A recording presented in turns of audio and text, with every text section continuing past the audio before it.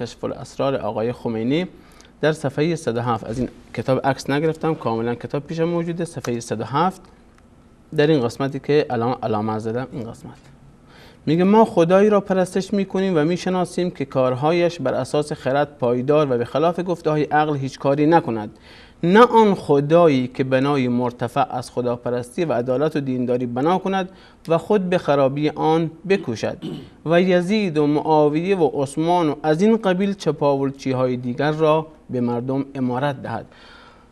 اینجا هم در حقیقت میخواسته سیدنا ابوبکر و عمر و عثمان ابوبکر رو هم بگه، اما بحث همین از این قبیل بر اونها دلالت میکنه.